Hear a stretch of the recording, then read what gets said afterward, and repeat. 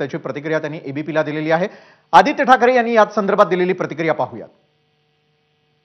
आपल्यासोबत युवासेना प्रमुख आदित्य ठाकरे आहेत। ज्या प्रकारे घोसाळकरांवर गोळीबार करण्यात आला, अभिषेक घोसाळकर गंभीर जखमी आहेत।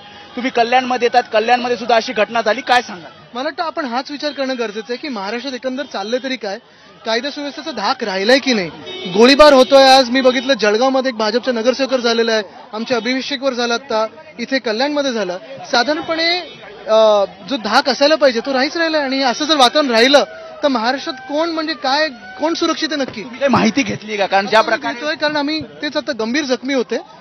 खरं संध्याकाळी ते तिकडचे विभाग प्रमुखांबरोबर म्हणता की तुमच्यासोबत बैठकीला सुद्धा एका कार्यक्रमाच्या आता एका इन्व्हिटेशनसाठी आलेले संध्याकाळी, धक्कादायक आता मी तेच शॉकमध्ये। तुमची भेट झाली होती अशा? हो, विभाग प्रमुख ते आता संध्याकाळी घरी होते, त्यांनी 2 मिनिटं मला भेट देऊन ते हे दिलं, त्यांचं इन्व्हिटेशन दिलं। रवींद्र वायकरांना सुद्धा प्रेशराईज केलं जातं, ते सुद्धा मुख्यमंत्र्यांची गुप्त भेट घेतली, अशा प्रकारची माहिती देण्यात जे ते घाबरणारे नाहीयेत, ते लढत आहेत आणि आपण पाहता ज्यांना काही लपवण्यासारखं नाहीये ते आमच्यासोबत आहेत। त्यामुळे हे होते आदित्य ठाकरे, त्यांनी सांगितलं की मी माहिती या सगळ्या संदर्भात घेत आहे आणि ज्या प्रकारे हा गोळीबार केला जातो त्यामुळे कुठेही धाक राहिलेला नाही, अशा प्रकारची प्रतिक्रिया आदित्य ठाकरे यांनी दिली आहे। कॅमेरामन अनिल संघर्ष, मी वेदांत नाईक, एबीपी माझा, कल्याण।